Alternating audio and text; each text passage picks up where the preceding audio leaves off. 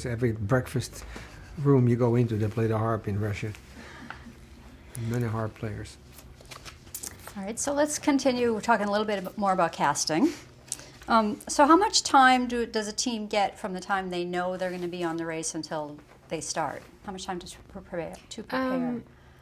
I would say it's about 2 months. You know, when we meet them in casting, they're already telling us that they're training, they're swimming, they're learning to drive stick shift, which is a little scary to hear them telling us that they're just learning that. That's where we get some of the fun, when they actually try to drive the stick shift cars. The funny thing, a lot of the hardcore fans will watch the shows over and over and over again and come up with these elaborate, spreadsheets of how many times did somebody do this and how did they do it and what was the process. Those are the people that are just off the chart. They got great spreadsheets, but they don't know how to drive a stick shift. I cannot tell you how many times we had people, they put the car in some gear, but I don't know what it is, but it's probably first gear. And it's all alien to them, and they put the clutch in, and they put the accelerator all the way to the floor, and then they pop the clutch, and this car leaps forward about 30 feet into the intersection and comes to a dead stop. And we had 2 girls that drove in Norway 300 kilometers in first gear because they were too scared to put it in second gear. I mean, it's like nonstop. We tell them so many times, you have to know how to drive a stick shift, and you know how to swim. These are the 2 things, forget about it. I mean, they're not. Yeah, we know how to swim. We know how to drive a stick shift. People also don't know how to row a boat, which always Nobody knows surprises me. how to row a boat. Nobody knows how to row a boat. Or ride a bicycle very well, for that matter. So what are the challenges of dealing with everyday average people on a TV show as opposed to actors? Well, I mean, obviously we interact. They always ask me questions. I say I'm the only guy that has no answers for anything, so let's leave it at that.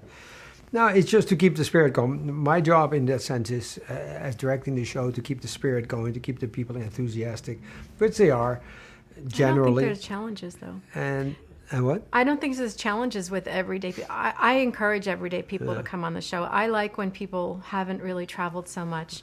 When we find great cast members, that come from the middle of the country that have never left their small town somewhere, or maybe don't have a lot of money to travel, and they get on a plane for the first time ever to go to China, and they get out of the car and they're just like, why don't these people speak English? It's just, it's incredible, that moment. And to see their eyes open up and say, my God, this is the world. These are the other people in the world. Knowledge of traveling is completely useless to the show. Because first of all, we throw them for all kinds of curveballs. And we have had several times people that have never traveled before that were actually ahead of the entire pack. We had a situation in South Africa where everybody took a plane to Paris, and there was a team that had no idea how to fly anywhere. They took a flight from Johannesburg to Libreville, is in Gabon, is a country in West Africa, and from Gabon to Paris. That airline has only had, at that point, only 1 airplane. They were hours ahead of everybody else without knowing it. So, One other thing is that with a person who isn't an actor, they don't realize that everything they say is being recorded sometimes, and the way that they are is very natural. It isn't acted because they don't know, they're not actors. So, the camera really disappears for them, and they really become very comfortable, and that's the beauty of it. It is a true reality show because they're saying what they're thinking and they're doing what they think they should be doing. And we don't, that just makes the show even better when people are real, when there's a real experience happen, real emotion, real fear, real excitement. I love working with just the everyday person, And what about people like Rob and Amber or Josh and Brent who have been on reality shows before? Do they have an advantage over the teams, do you think? I don't know if they have an advantage. In the Rob and Amber case, it was actually clearly proven that they didn't have an advantage because they made a fundamental mistake that anybody else could have made. I personally am not crazy about recycling reality contestants because they think they know how to do it, and the freshness is gone, I think, kind of. I want people being open-eyed and being enthusiastic and not kind of know how to do it or out, because it doesn't really work. I think in the case of Rob and Amber, some people seeing them on the show may have thought they had an advantage because they had done a reality show before. But what happened on the show was that they were recognized all over the world, and many people tried to stop them when they were trying to run through an airport to talk to them, get their picture taken with them, get an autograph. So whatever the issue might have been where people thought there was, oh, they had an advantage, they actually had a disadvantage because people were slowing them down along the way.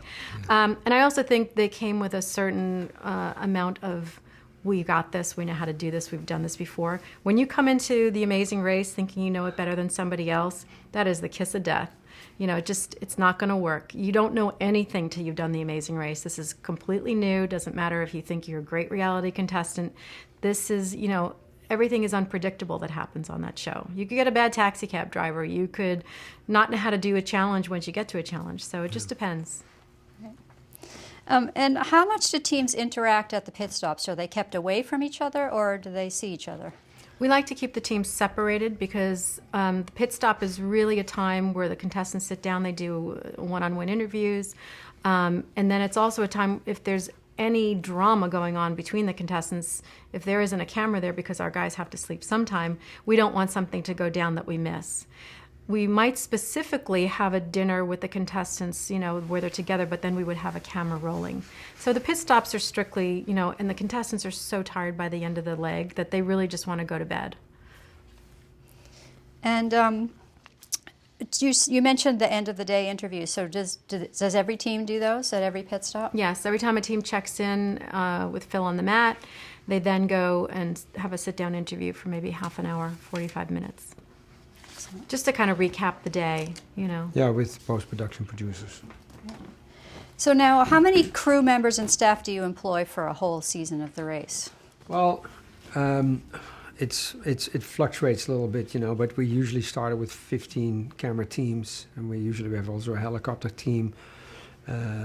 Producers, we have about 7 that are, we call them country producers. So if we're going to 9 or 10 countries, we have a country producer for each country, or sometimes they'll do 2 countries.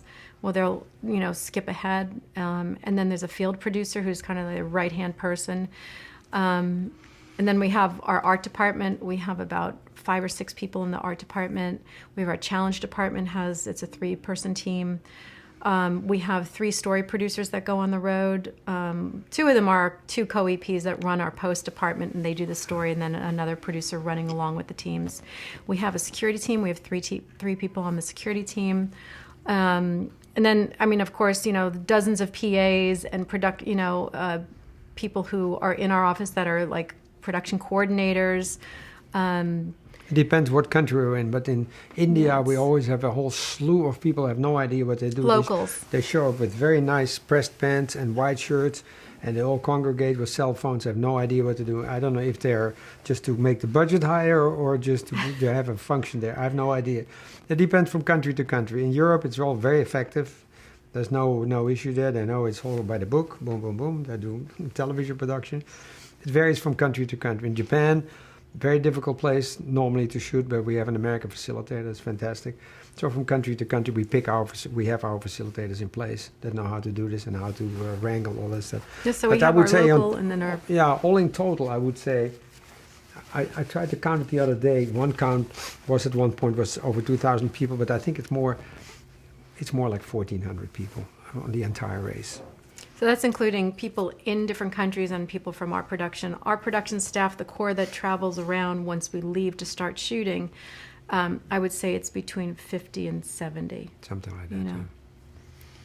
And have language barriers impacted production at all during the seasons? Well, a lot of people that work with me on the higher echelon are multilingual. I speak a number of languages, and English is the common language pretty much in every country, you know, worldwide. So. Yeah, but we might put like an American producer that speaks French or Spanish specifically in a country that, you know, put them in France, or the one that speaks German, or the one that speaks Russian or Chinese.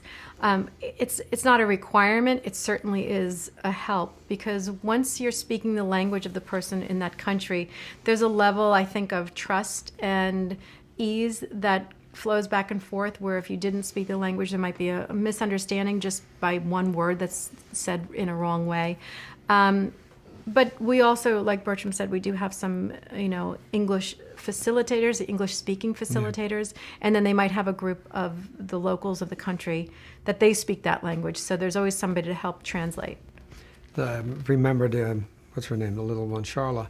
She said to me she spoke all these languages. I said, oh, you do? She says, yeah, I speak this, that, and Armenian, and this and that. I speak Arabic. I said, you speak Arabic?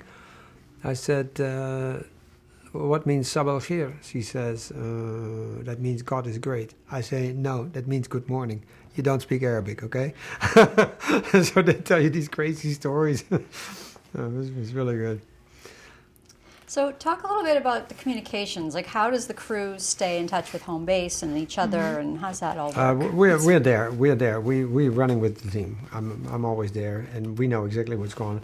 Every country, we have our own cell phone, so we can all communicate with cell phones. We don't use walkie-talkies. It's all by cell phones and iPhones and what have you. So, but we're all traveling in a pack pretty much. Sometimes It's changed over the years. In the first couple of seasons, when the internet wasn't really available around the world, and when cell phones were not really, in 2001.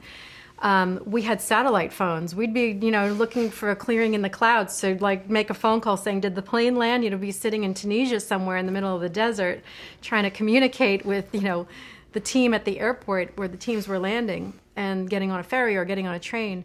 It's changed so much since then. And the internet has just exploded, not only with how we do research, but Skyping. When we're in El Segundo in our office, we're Skyping with somebody, in Australia or India, and seeing them and talking to them. That would have never happened in 2001. We got 10 people sitting there with different countries talking to different. And then what's so fascinating, while we're doing the race, we're all at different locations while these challenges are happening. But our security team and our story people are texting us. Team 6, Team 4, they're at the roadblock. They're on their way. Their car broke down. They got a flat. So the level of communication is very high. Insane. It's like a blog that comes through on your BlackBerry or your iPhone. It's actually a little mini show on the phone. You're watching it. They're saying what's happening. It's really fun. And I'm not on the road the entire time anymore. So when I go home, I'm home for about a week before I fly to End City and I do the last episode. I'm still getting all the text messages. So at 4 a.m, I'm looking at my phone and I'm seeing exactly where they are and what they're doing. It's really kind of fun to watch it that way. What also happens sometimes that somebody saw somebody at an airport doing something, and somebody in Taiwan is on a blog following this, and we get information from that person that comes back to us. It's just unbelievable what has happened in the past, because we had somebody lose a passport, and somebody in Taiwan knew that somebody here in Riverside had lost a passport. There was one time where Hawaii was the finale location, and I was in Hawaii already waiting for them to come in. They were in Estonia at the airport, and there was an airport camera that you could log on to. I could see all the teams checking in at the counter while I'm sitting in Hawaii. I'm calling them up and I said, hey, there's a cameraman sleeping on a bench down there. Wake him up. Do you know you can get in most airports, you can on the internet, you can log onto any airport and see who's getting on and off airplanes. I didn't know that. Yes.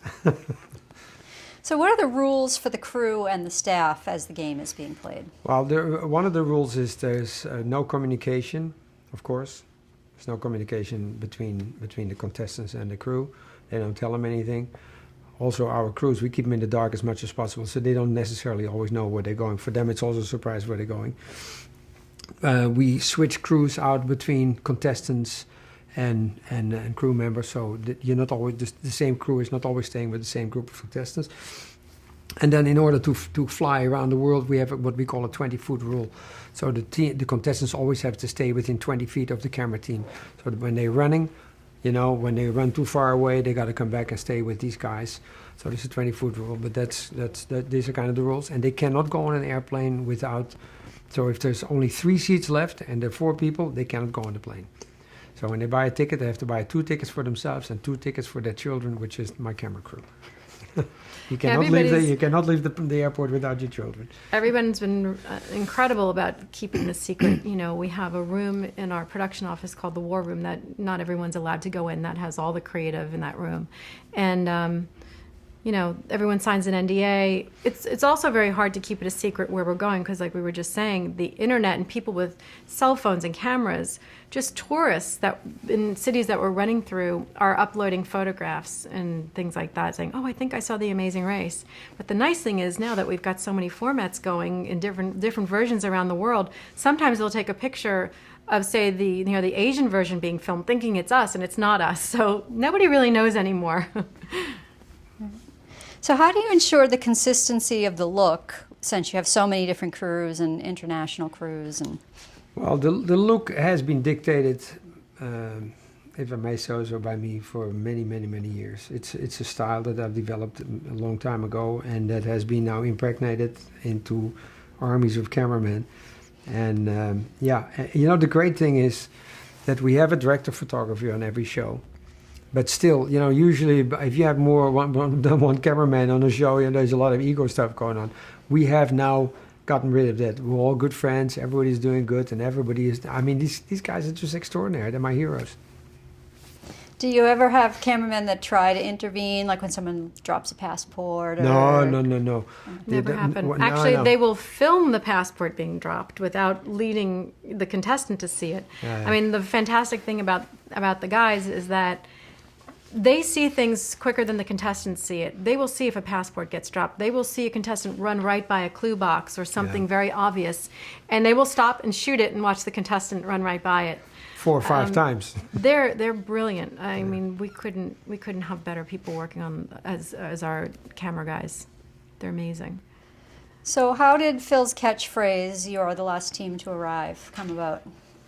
The catchphrase was written by a writer that worked for us at one point. Yeah. And what is Phil doing while all the contestants are running the race? Well, Phil has to do his stand-ups. So he has to do the roadblock stand-ups, the fast forward, and the and what have you. So he does the intros and the outros. So that's what he's doing.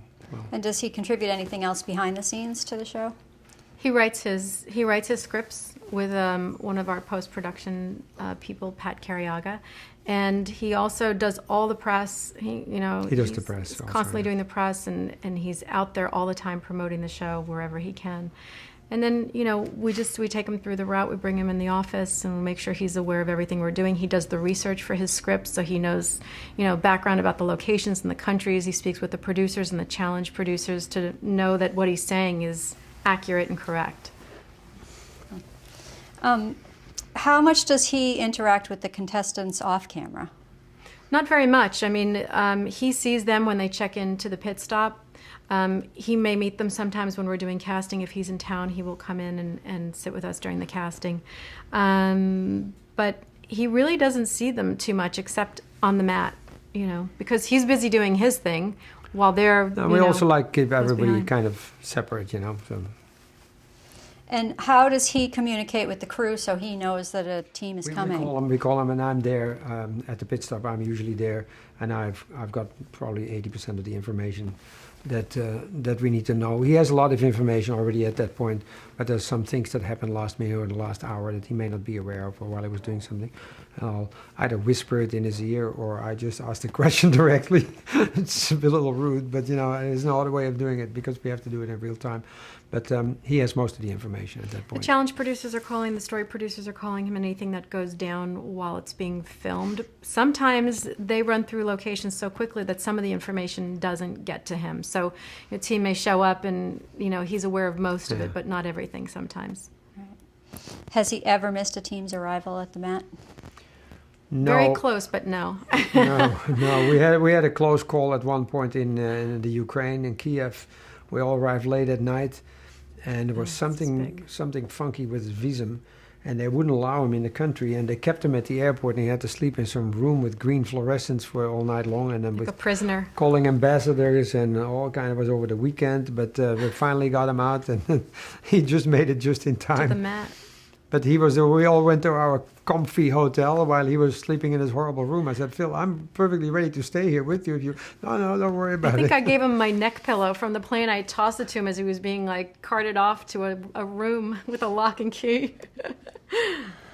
So talk a little bit about the post-production process. How much footage do you shoot, and how is that organized? Well, we shoot a lot of footage. It's all shot in real time. Now, the fact that we shoot it in real time also means that you have to edit chronologically, but you still have to wait through all the story elements, etc., etc. But the way it's Hundreds of hours. Hundreds just of for hours. every day, really. Yeah, but the show is not manufactured in the editing room like a lot of shows are being put together with lines from a different day and what have you. No, this is all done in real time also. But these guys have been working with me for many, many, many years and are very well versed at it and know the material really well because they travel around the world with us. And they know the material well. They stand next to us. They run with us. They go with these. They stay with them day and night. They take all these flights. They do all things. So they know exactly what the storyline is, and where this should take us. I mean, if you think about just one episode, one day, say the contestants land in a country, the cameras are rolling. Say it's 11 teams of 2. We got one cameraman with every team and one sound man. And if that leg or if that day is 6 to 9 hours, so you've got say 10 hours times 11, it's going to be, plus we have like local cameras rolling at locations. I mean, it could be, 300 hours a day. But here's the thing. Sometimes people are also sitting on a bus for 9 hours like this. So there's a lot of those hours that we shoot and that we get these moments, but obviously there's nothing there really of value for post-production. So, but I mean, they're just geniuses, these guys. As we're filming, the tapes are being taken back to the office also by hand by a courier. Right. So we could be filming in China. The end of the day, someone is packing up a box. All the tapes are labeled properly, and then someone is getting on a plane with those tapes, taking them back to LA, and then they're being digitized. And then we've got. This is no studio shoot with a bunch of lights.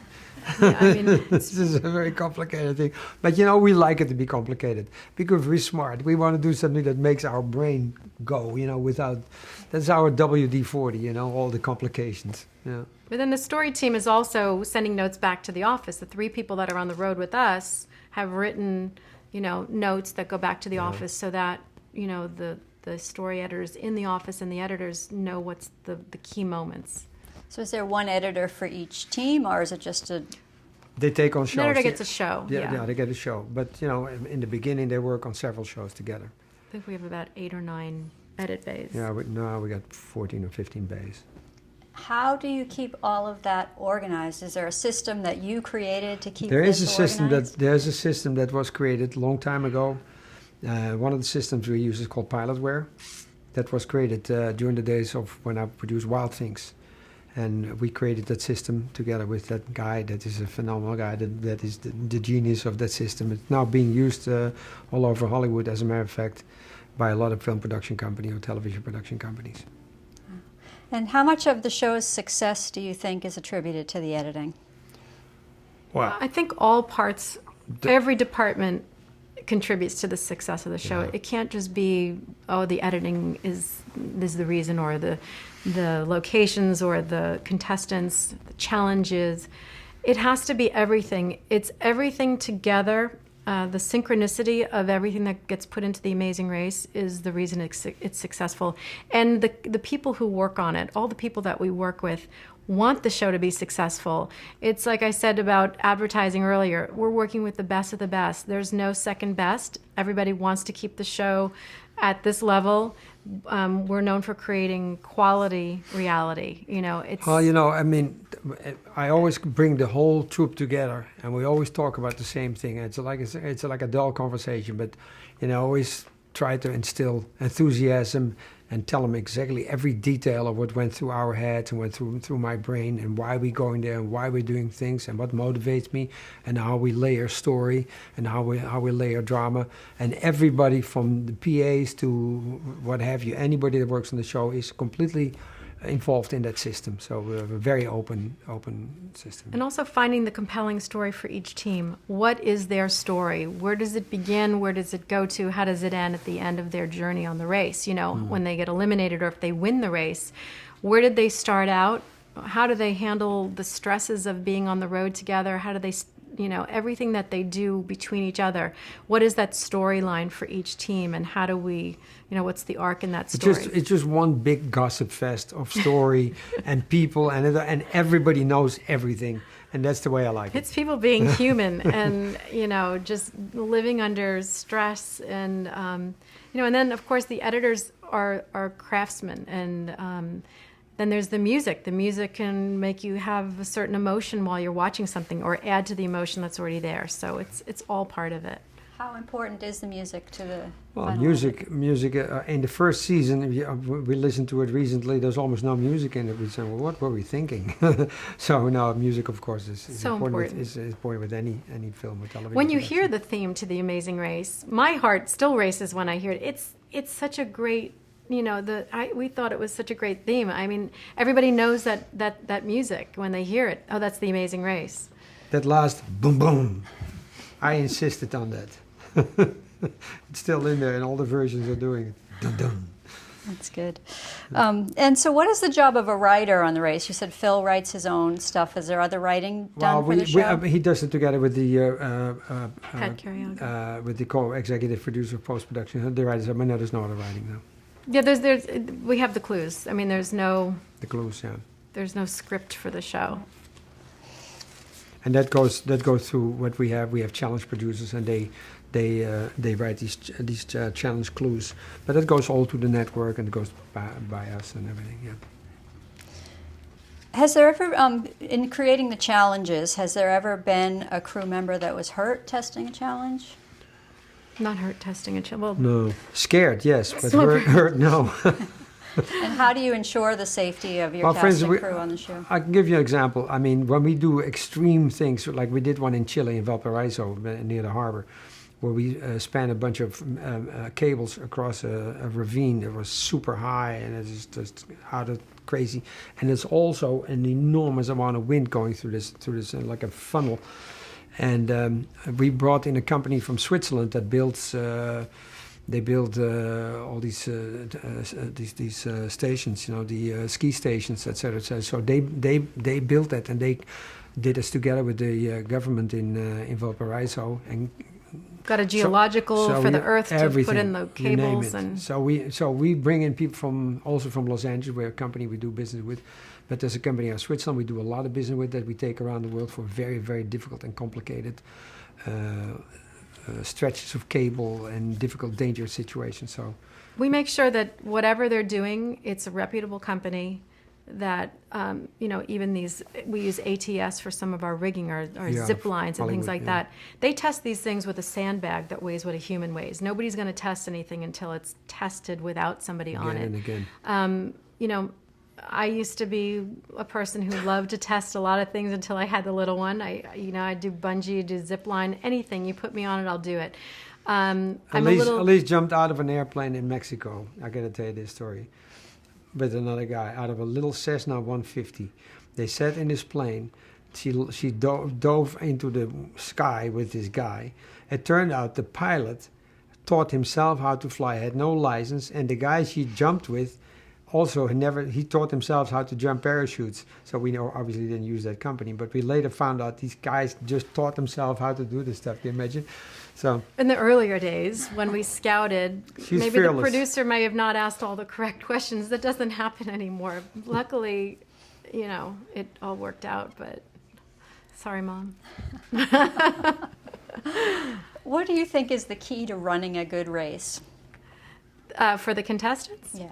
I think the key is to never let your guard down. I mean, really, like if you think you're in the lead, if you came in first in the last leg and you've got some sort of overinflated confidence, you just better get rid of that right away, because someone from the back wants it more than you at this point. You know what I'm saying? Like when somebody is put down or held back, or they come in last, there's a new fire lit under their butt, and they're going to work twice as hard to be first. There's also, you can win a prize at the end of every leg. So never let your guard down, and really, what we see many times is people who get along well with each other do better.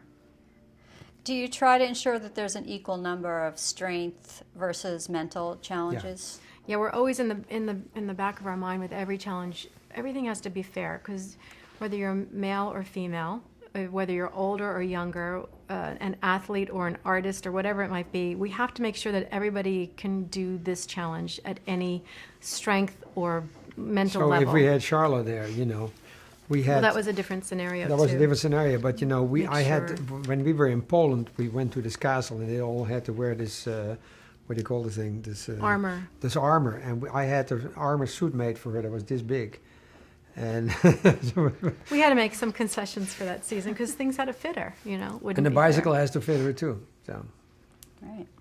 So are the clues worded clearly, or is part of the challenge for them to sort of decipher the meanings of things? It's a little bit of deciphering the meanings of the clues Yeah. when you read them. Sometimes they're a little riddly, or they lead you to think it's something where, the person that does this challenge has to, should not be faint at heart. Okay, obviously it's going to be something that's going to scare the crap out of me. this is the thing that always happens with them. They try to find the easy way out, and there is no easy way out.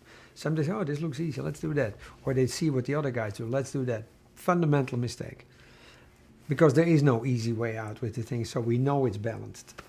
Sometimes if it's more physically demanding, it might be physical but over quicker, and if it's more mental, it might take longer, but you didn't have to be strong for it. So sometimes there's barometers that we try to set to keep it fair. Right.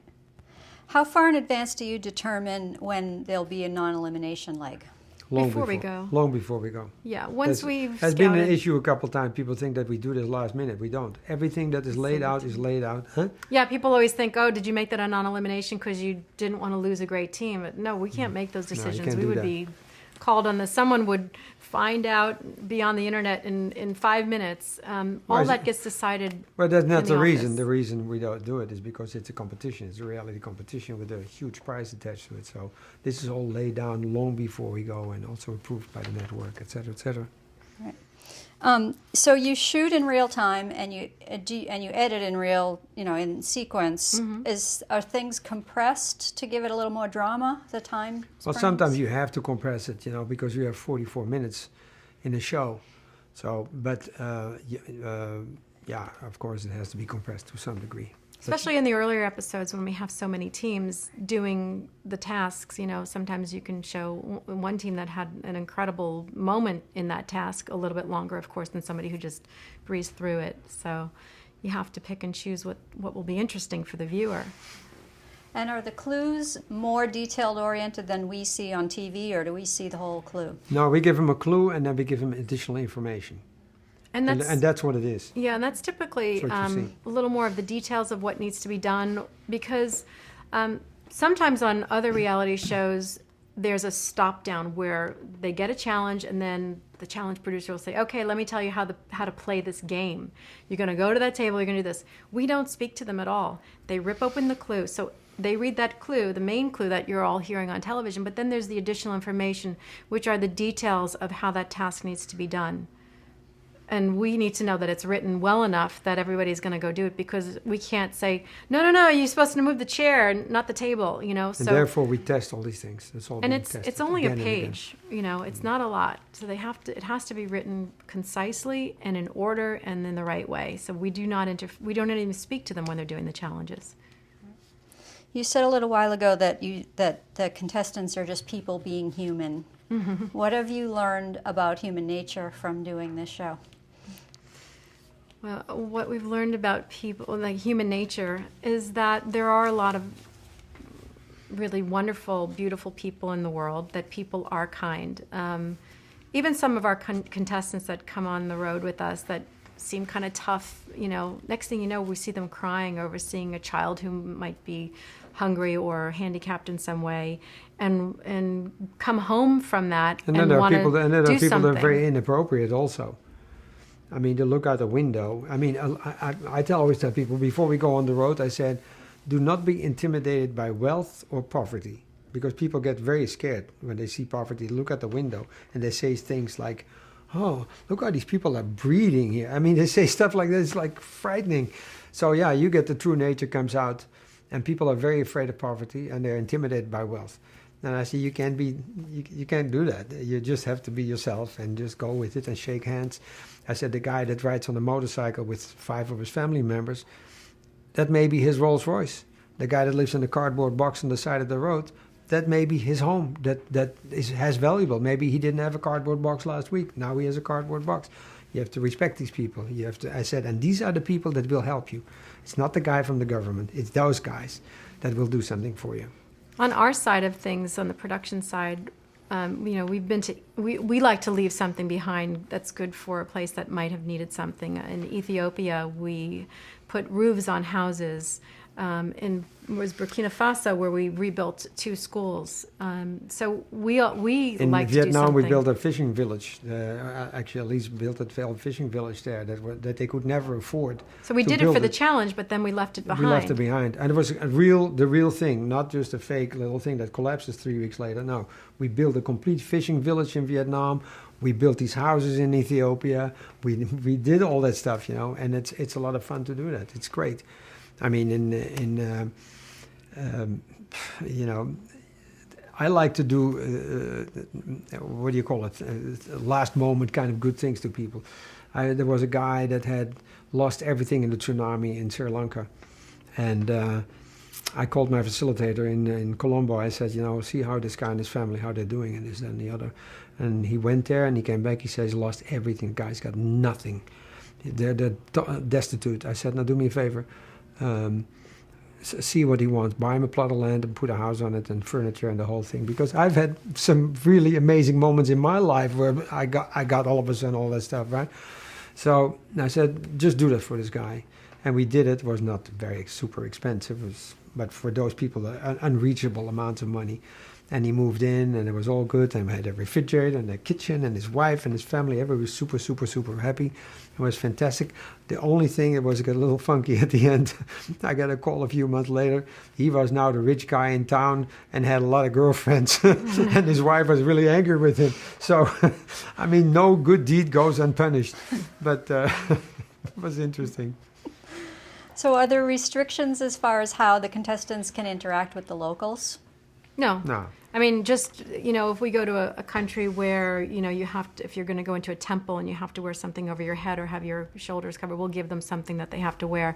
And we always say to them, you don't know what all the cultural nuances are, so just think about how you'd like to be treated and have respect for others. And in that context, I can tell you a quick little anecdote. We were in northern Ethiopia in a place called Lalibela, which is a very famous it's where the Coptic Church has its center, and it's dug into the ground. And we got 600 Coptic priests, all of them there, and they all came for the filming, and we put some money in the thing and what have you. And I bought we bought a nice little microphone that we bought here in Los Angeles with a little speaker. Thank God I got that thing. Anyway, one of the girls comes running into this church, into the thing, in a highly inappropriate outfit, with little shorts, and you can pretty much imagine how this looked like. And she came running in, and the head priest came to me and said, "This party's over. You guys are just completely insulting us." So I got on my little microphone and I said, "Guys, my sincerest apologies. We come from a different cultural background, and I hope you accept my apology, and this will absolutely not happen again. I'm so sorry that this happened." And all the 600 priests came back and they lined up again. And 5 minutes later, another one comes running in. Same thing. And then they were really angry with us. And one more time I got on my little microphone there, and they stayed. And it was all ironed out. But the cultural differences are interesting at times, and trying to fix it and try to make sure that everybody stays on course and they still love us. Are the contestants allowed to use computers and cell phones and things like that? No, they can't bring anything on them. Like they're all their credit cards, all their frequent flyer miles, anything like that would be useful to get them an advantage. They're not allowed to use. If they do use a cell phone, they've got to ask. They usually ask a taxi driver or somebody like that to make a phone call, but that's about it.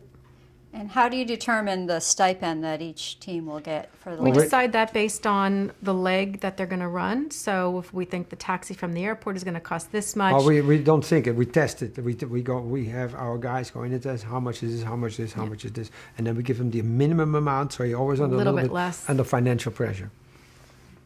And is food provided for them somewhere along the way? When they're running the race during the day, they have to fend for themselves, but we do give food to the cameramen. So if they're going to be in a vehicle where they might be self-driving, they find a car at the airport, there might be a little goodie bag for the cameramen only, because we want to make sure these guys have some energy to run, but not for the contestants. The only time that we do provide a meal is at the pit stop when they check in. And where do the contestants go after they're eliminated? Depends. Sequester. Sequester. We have different places around the world where we go, depending on what the route is. Sometimes we go to Europe, sometimes we go to Portugal, sometimes we go to Thailand, Mexico. We were in a few times. Depends, what. And so do they stay there for the rest of the race, or do they? Okay. They're there until a few days before the last leg, and then we fly them to the finale location, and that's when you see them all lined up with the other contestants waiting for the winners to come in. And how do you keep the results a secret? That is just pure cooperation from everybody that's involved in it. And I gotta say, people have been very, very good about it. For all these years, people play that game and they keep their mouth shut and they don't talk about it. It's also, it's not the NDA, it is just, or the non-disclosure agreement. It is just play the game along with us, and everybody does that. It's really great. Do you have a favorite location from all the places you've been to? One of my favorite locations is Iceland. I just find it to be unearthly. You go there and you are completely transformed into a different world. It's I don't know, it's like being on another planet. But the people are really special. It's one of the cleanest places in the world. It's run by all this thermal energy, and they're very environmentally conscious. The beautiful glaciers, the water is pristine. The food is incredible. The people are really wonderful. They all, most of them speak English quite well. I just think it's one of those untouched places still on the earth. And a lot of people don't speak English too. Interestingly enough. A lot of the younger people do, but from New York, from JFK, it's about a 4.5, 5-hour flight.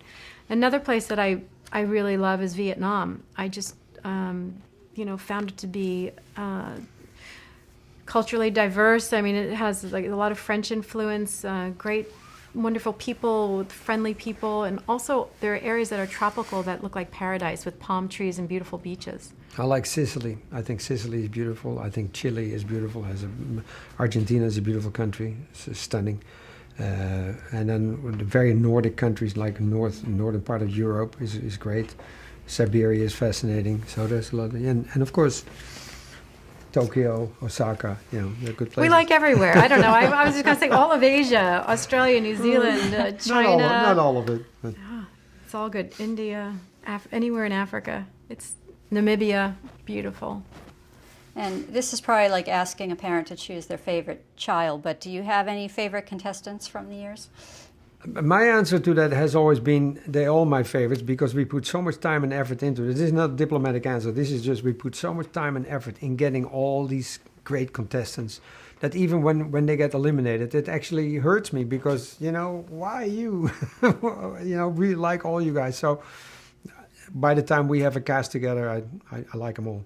I have a soft spot for the first season of The Amazing Race because we've stayed close to many of those contestants from the first season, and it was something that had never been done before, and we were all on this crazy adventure together, and we experienced it with them, and we've stayed close with many of them, even still till today. Yeah, no, it's true. Good point.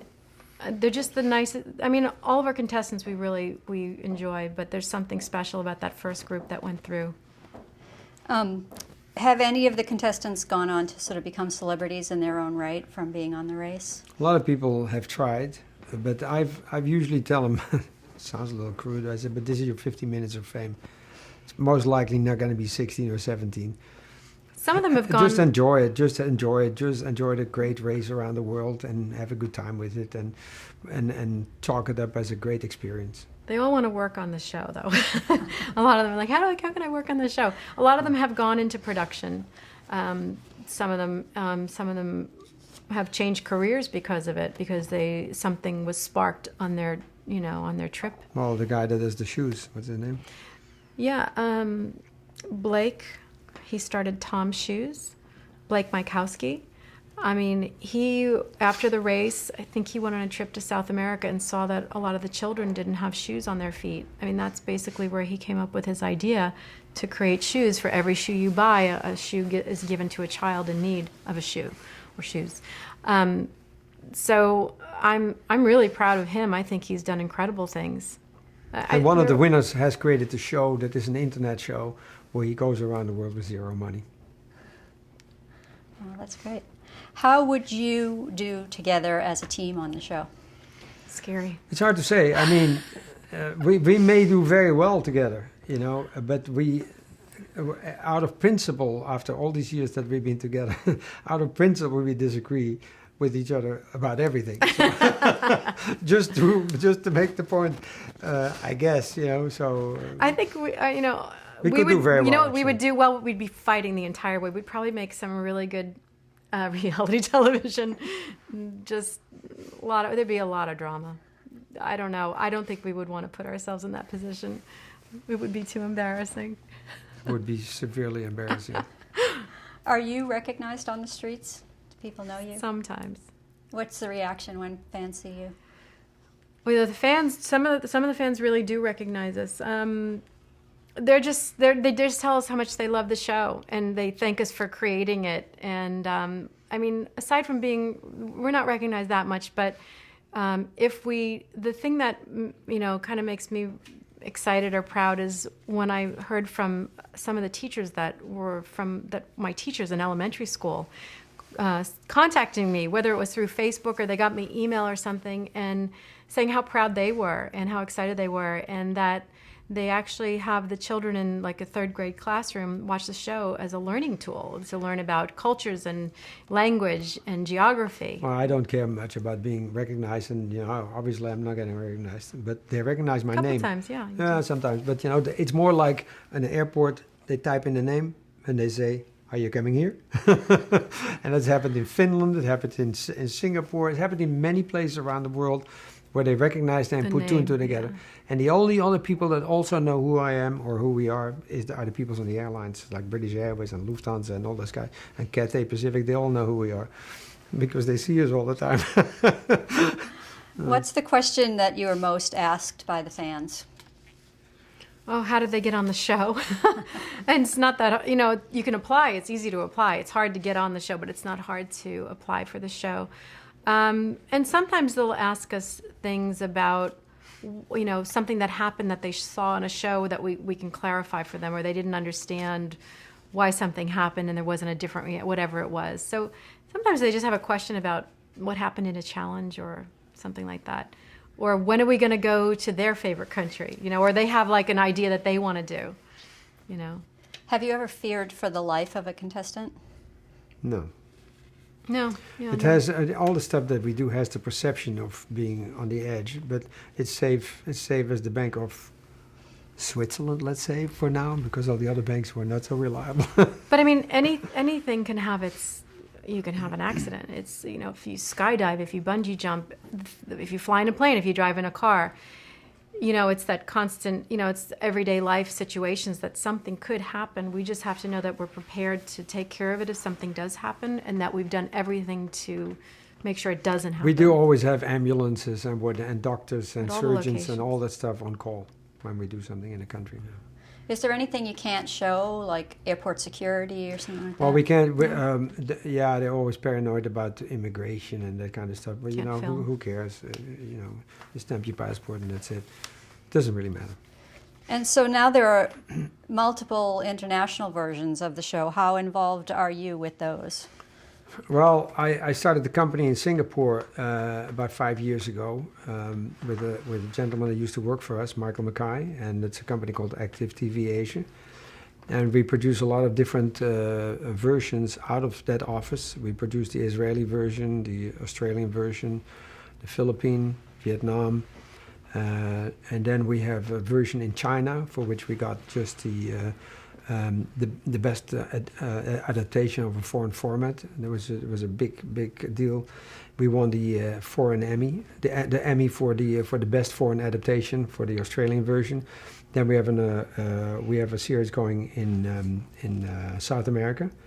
so all over Latin America, and we just finished the Ukraine, France, and Norway. So we were everywhere, and it's spreading. And Canada. The empire is growing, and now we're doing In Canada. And we are very involved in Canada. We're very involved in the shows that I was not very... We sent our people to Vietnam, to the Philippines as consultants, and in South America, but the ones that we produce are the ones I just mentioned. Yeah. And how do those shows differ from the one in the U.S.? Actually, they don't. I mean, the Chinese, they got the best adaptation. So It's very close. They completely copied that show perfectly to perfection. I mean, they also, they contact us. We have a show Bible. We have all the artwork. There's, the style and the music, the editing. If we can send a couple people from our team over just to make sure that it's being done in the same way, that's what we want. But we're very hands-on because I think it's an important franchise. It's also important for CBS, and it's important for everybody that's involved in it. It's important for Disney because they're one of our partners in it. So it's important. So we're very protective of it. Why do you think it is that The Amazing Race consistently wins Emmys? But because it's real. It's real. It's complex. It makes your brain go a little bit. You can learn something. You can learn something from it. I mean, I don't know. I think it's the Academy members. I think the Academy of Television Arts and Science. I think it's all the people who vote that are in the business, look at the show and know a little bit or try to understand what goes on in creating that show. I think they understand that it's a huge operation. I think they get it completely. They know how difficult this thing is. It's a logistical nightmare or puzzle, whatever way you want to look at it, that they know it's challenging to film around the world. NTSC, PAL, different languages, different currency. We've got a budget that fluctuates based on the dollar fluctuating in different countries. It's not just about shooting the show. There's so many ancillary things that go on, in the production. So it's the production value. It's everything that goes into it. I think people recognize, and that we actually pull it off. And it's completely unmanipulated at the end of the day. So it's real. It's a reflection on life, and it has different layers. It has qualities that other shows maybe would like to have. How has the internet impacted The Amazing Race? Well, it has impacted us actually. In the beginning, we didn't want people, no internet. I mean, it was almost like a forbidden thing. Let's keep everything a secret. But I say, why do you keep a secret that you have the biggest diamond in the attic and nobody knows about it? Why would you do that? So now what we're doing now is we're trying to more and more open up the internet and make use of it, use it to our advantage. I mean, we got I don't know if you remember the situation where the girl fires off the melon in England. That thing came back on her face. I don't know how many million hits we got on that. So in many ways, we should use it to our advantage. Promoting the show. Promoting the show. If people are taking pictures of the contestants around the world and uploading them to their Facebook page or to the Reality Fan Forum, it actually is a benefit. If somebody doesn't want to know the outcome of what happened, then don't read it. But if you want to have a little inside track to what's going on, take a peek. So the internet has been huge. Phil also does. He's on Twitter while the show is airing, and he's tweeting out while the show is airing. It's actually been a very positive thing, and it's another way to promote the show or get more people involved in watching it or interested in it. Talk a little bit about working with some of the sponsors on the show, like Ford and Travelocity. Well, we have historically we've had always very good relationship with people that sponsor the show or are involved in the show, in the product placement, et cetera, et cetera. We happen to have a very good relationship with the Ford Motor Company. The wonderful people. They have terrific cars. Travelocity has been a long relationship. I mean, same thing, wonderful people. We do, we in many cases we create together with them. We create the integration, and we try to make the integration as logical and as feeling the right way as possible. I mean, we did integration with a bunch of Mustangs, and they flew over I don't know how many Mustangs to a proving grounds in Belgium. And they said, just go to town with these cars. I mean, you have never seen an integration like this. It's just crazy. We'll be spinning these cars out 100 miles an hour, hitting the brakes, smoke everywhere. Yeah, right on, beautiful. So I mean, Right up his alley. it's fantastic, you know. I mean, no, they have been good, and we just did a new integration with these guys. They're very happy with it. It's a good relationship. And it makes sense because we need cars anyway. So Yeah, it actually works. It's not something that like fitting a square into a circle. We need cars. The contestants drive them. They have the vehicles. They have neat gadgets. It actually works out really well. It fits. it's kind of nice if you can open the door with your foot and the thing goes bzzzt, Or your car and talks to you. bzzzt. And that the Travelocity roaming gnome. I mean, he's been great. You know, we put him in funny situations, just like the commercials. And it's a good fit. It makes sense for the show. How do you feel about the term reality TV, and does it apply to your show? Why not? I'm okay with it. Yeah, I mean, the term reality TV, our show is reality. It's also, you know, a documentation. It's drama. It has everything a scripted show has, everything a comedy has, everything like a serious drama might have. Well, you know, And when we did the it's- cheese in Switzerland, it's a combination of candid camera, jackass. It's a combination of everything. Things going wrong in a hilarious way. I mean, it's just Maybe reality is too small a word for everything that the That show happens. encompasses. You know, it is what it is. It's the name that this genre was given, but it is more than that. But it doesn't bother me. I think it's appropriate for now until they come up with the next genre name. Now, season 14 just aired, and you said you just finished shooting season 21 just aired. just aired. 21 okay. just aired, yeah. And you just finished shooting another one. 22. Yeah. So how do you keep it fresh? You know, it sounds really pompous, but I have no lack of imagination. I mean, it's every time I look at something, I can come up with something and give it a twist. You know, we know what we've done. We know what works. But we always go in with the same excitement as we did with season 1. And there's still so many things that we can do. Even while we're researching places that we're going to, we can always do more than one show or 2 shows in a location. So those things are all saved in our memory banks or saved in our research. The passion doesn't fade at all. Yeah, you That's just what have it to is. think outside the box. This show is about doing things that aren't typical and out of the ordinary or extraordinary. And that's the way that we look at it. We want to keep our jobs interesting also, you know, so we're also looking for things that we've never done before. So it's fun. What is the future of the race? How long will it go for? As long as they want it, CBS wants it, we will keep doing it. You just don't know. You just don't know. It's Our daughter Ava is 4.5. Maybe she'll be working on the show one day. I don't know. As long as we can stand and we're not all rolling around in wheelchairs, we are going to do the show. We I'm love saying it. very often to Phil, we both gonna go like this one of these days. But it's also they can also cancel you overnight. You just don't know. I mean, it's the audience. The numbers have to be right. The network has to make money with it. And After all these years, we still have over 10 million viewers every week. And going into season 22, that's just, that's unusual and incredible. And we just want to keep producing good television for our fans are what keep the show on the air. It's all in the stars. We don't know. And what do you think is the legacy of The Amazing Race?